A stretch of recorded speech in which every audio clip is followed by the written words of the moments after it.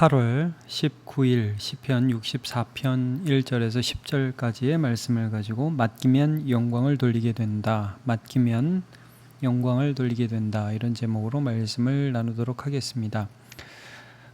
시편 64편 말씀은 시인이 굉장히 어려운 상황, 위협당하는 그런 순간, 어떻게 해야 될지 모르는 그런 순간에 어떻게 하나님을 신뢰하고 그 위기와 어려움을 극복하는가 하는 것을 지금 묘사하고 있습니다.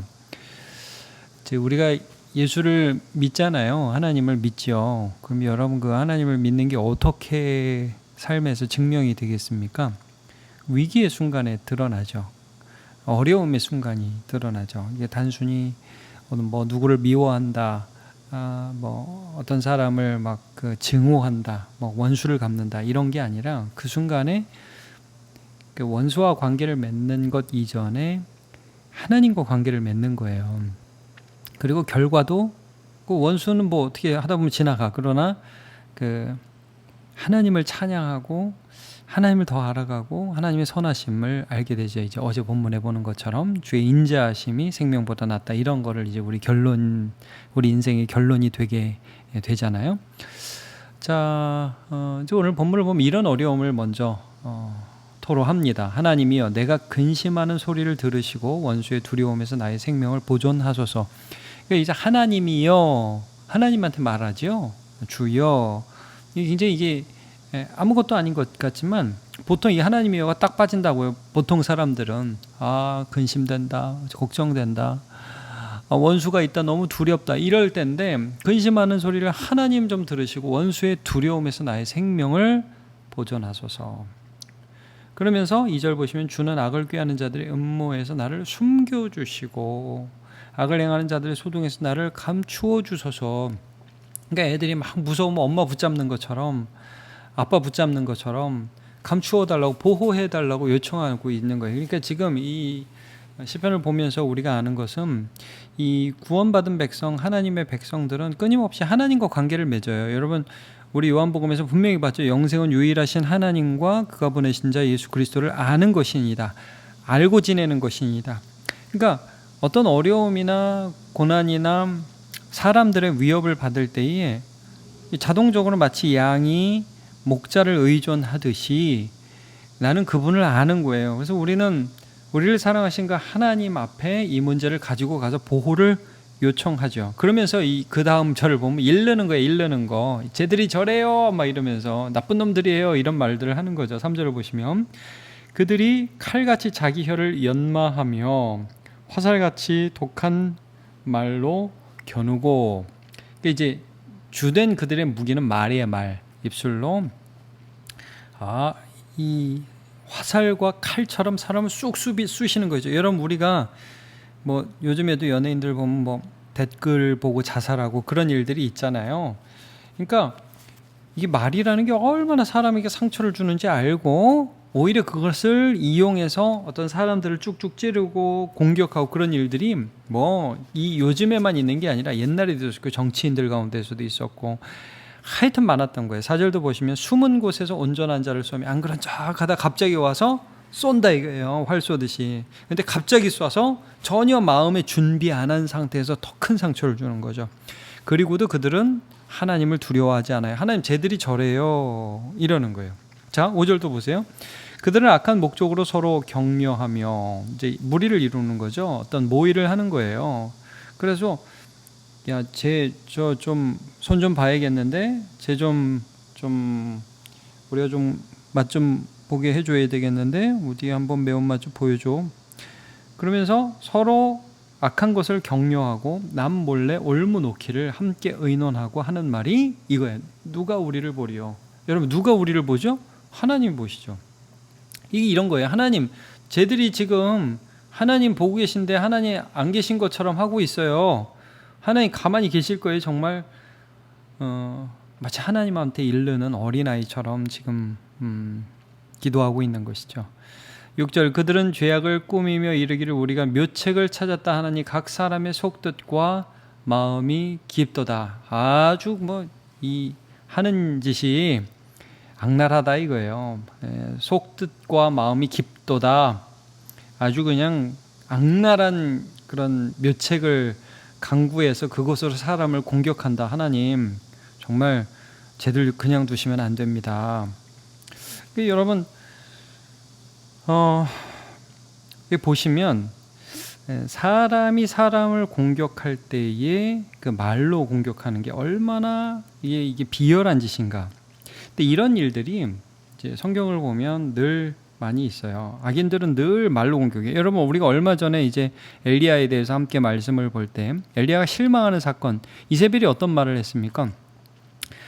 정말 엘리야가 이 정도 되면 바알과 아세라 선지자 850명이 다 죽고 하늘에서 불이 떨어지고 또 3년 반 동안 안 오던 비가 내리고 그러면 뭐 아합과 이세벨도 회개하겠지 했는데 이세벨이 사람을 보내서 너 내일 이맘때까지 오늘 죽은 바알과 아세라의 선지자처럼 내가 너도 죽일 거야. 이게 말이거든요. 이게 화살이거든요. 그러니까 엘리야가 거기 맞아요. 맞아가지고 죽여주세요. 그리고 하나님 앞에 실망하잖아요. 이게 말이라는 게 이런 거예요.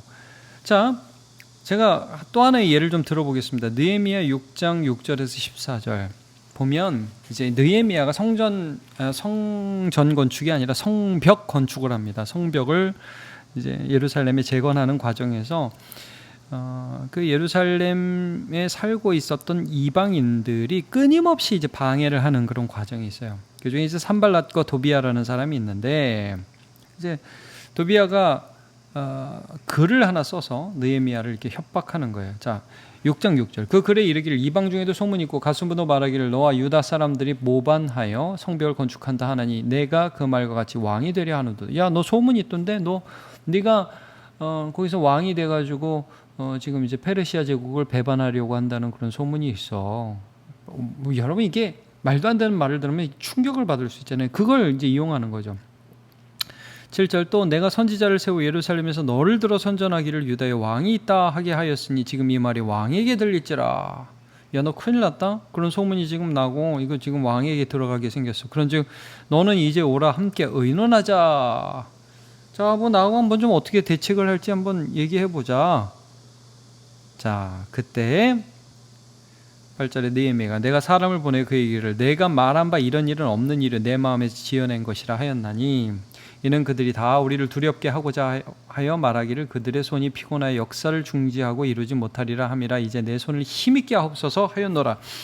그러니까 느헤미야는 딱 그런 얘기를 듣고 기도하면서 난 너 안 만날 거야. 그 네 마음에 지어낸 얘기야. 그리고 하나님 앞에 기도하는 모습을 딱 보여주죠. 또 비슷한 일이 또 있습니다. 10절부터 보면 이후에 무에다벨의 손자 들라의 아들 스마야가 두문불출하기로 내가 그 집에 가니 얘 왜 안 보여? 그러면 스마야의 집에 가니까 그가 이르기를 그들이 너를 죽이러 올 터니 우리가 하나님의 전으로 가서 외소 안에 머물고 그 문을 닫자. 저들이 반드시 밤에 와서 너를 죽이려. 야, 지금 암살 위험이 있어. 너 숨어야 돼. 이렇게 얘기를 하는 거예요. 그러니까 느헤미야가 뭐라고 얘기하냐면 내가 이르기를 나 같은 자가 어찌 도망하며 나 같은 몸이면 누가 외소에 들어가서 생명을 보존하겠느냐. 난 들어가지 않겠노라. 나 안 숨을 거야. 나 당당하게 이 일 할 거야. 뭐 나 같은 사람이 들어가서 뭐 하겠으며 들어간다고 해서 어떻게 살 수 있겠냐. 저들이 공격하면. 자, 그리고 깨달은 즉 12절 그는 하나님께서 보내신 자가 아니라 도비아와 산발랏에게 뇌물을 받고 내게 이런 예언을 함이라. 그들이 뇌물 주는 까닭은 나를 두렵게 하고 이렇게 함으로 범죄하게 하고 악한 말을 지어 나를 비방하게 하려 함이었느니라. 끊임없이 여러분 이 세상의 사람들은 말을 지어낸다는 거예요. 여러분 우리 사회생활하면 그런 거 늘 경험하죠. 누가 조금만 잘 되면 여기저기서 말을 지어내요. 뭐 쟤 저런 사람이다. 뭐 거짓말하고 진실하고 조금씩 섞어서 자기 의도 섞어가지고 이렇게 거짓말합니다. 그러면서 사람을 찔러요. 여러분 그거 아주 비열하고 악랄한 짓입니다. 여러분 당하면 당하지 그렇게 살지는 마십시오. 근데 이럴 때마다 느헤미야가 이런 말을 들을 때마다 그들의 공격에 반응하지 않고요. 난 니네 말 안 따라. 그리고 반드시 기도합니다. 여기도 어떻게 마무리되냐면 14절에 내 하나님이여 도비아와 산발렛과 여선지 노아디아와 그 남은 선지자들 곧 나를 두렵게 하고자 한 자들의 소행을 기억하옵소서 하였노라. 하나님께 기도했다는 거예요. 지금 똑같은 일을 오늘 시편 64편 기자가 하고 있는 것입니다. 하나님 쟤들이 저래요. 하나님, 저 힘들어요. 저 보호해 주세요. 끊임없이 하나님과 관계하고 있죠. 여러분 여기서 누구와 관계하고 있느냐를 유익 있게 보세요. 하나님을 만나고 있어요. 이 일 때문에. 자, 7절 8절 여기서 하나님을 기대해요. 그러나 하나님이 그들을 쏘시리니 그들이 갑자기 화살에 상하리라. 그들이 자기를 갑자기 화살로 쏘듯이 말로 막 두렵게 하고 위험에 빠뜨리려고 했듯이 오히려 하나님이 그들에게 나타나서 갑자기 그들을 화살로 쏘실 것이다. 이러므로 그들이 엎드러지리니 그들의 혀가 그들을 해함이라. 그들 말 때문에 자기가 넘어질 것이다. 그들을 보는 자가 다 머리를 흔들리로다. 아이고 저놈들, 이렇게 될 것이다. 여러분, 내가 공격하는 게 아니라 하나님이 처리해 주실 것이다. 엘리야도 실망했다가 하나님의 산 호렙에 가서 하나님 말씀을 들려주시는데 어떤 말씀 들려주세요? 예후, 하사엘, 엘리사를 세워라. 그러면서 하나님이 이들을 통해서 하나님의 심판을 계속 이어가실 것이다. 하나님이 하실 것이다라는 것을 말씀해 주잖아요. 여러분, 이 세상에 악이 많아요. 이 세상에 정말 나쁜 사람들 많아요. 근데 하나님이 심판하실 것을 우리는 믿어요. 그러면서 우리는 고난 중에서 악한 사람들 때문에 부르부르 떨면서 내가 저놈들을 어떻게 해야지 하는 게 아니라, 신앙인은 그때 그런 마음을, 그 마음 자체를 하나님께 가져간다고요. 자, 하나님, 제가 너무너무 힘들어요. 근데 하나님이 그들을 심판하실 것이에요. 하나님은 나를 보호해 주실 것이에요. 하나님과 관계를 맺어요. 자, 로마서 12장 19절 12절부터 14절. 내 사랑하는 자들아, 너희가 친히 원수를 갚지 말고 하나님의 진노하심에 맡기라. 기록되었을 때 원수 갚는 것이 내게 있으니 내가 갚으리라고 주께서 말씀하시니라. 내 원수가 줄이거든 먹이고 목마르거든 마시게 하라. 그리함으로 내가 숯불을 그 머리에 쌓아 놓으리라. 악에게 지지 말고 손으로 악을 이기라 그랬어요. 여러분, 우리는 고난 중에도 하나님을 만납니다. 이게 오늘 키포인트입니다. 너무너무 나를 힘들게 하는 그 사람 때문에 하나님을 찾아가요. 하나님을 기대해요. 하나님을 발견해요. 하나님이 처리해 주세요. 여러분, 성경을 보세요. 모든 어려운 가운데 하나님이 개입하실 때 어떤 일이 벌어지는가. 그 아히도벨 같은 사람, 다윗을 죽이겠다고 압살롬하고 협력해가지고 협박하던 그 사람, 스스로 목숨을 끊게 되죠. 자기 말이 시행이 되지 않아서. 이세벨, 예후가 와가지고 비참하게 죽습니다. 다윗을 죽이려고 그렇게 했었던 사울, 전쟁에서 비참하게 죽게 됩니다. 여러분, 하나님 보고 계세요. 하나님이 처리하십니다. 우리가 하나님을 믿을 때 우리에게 맡겨진 일들을 해야 돼요. 우리에게 맡겨진 일들을 하고 하나님 앞에 맡기는 게 때로는 기다리는 거예요. 때로는 기도하는 거예요.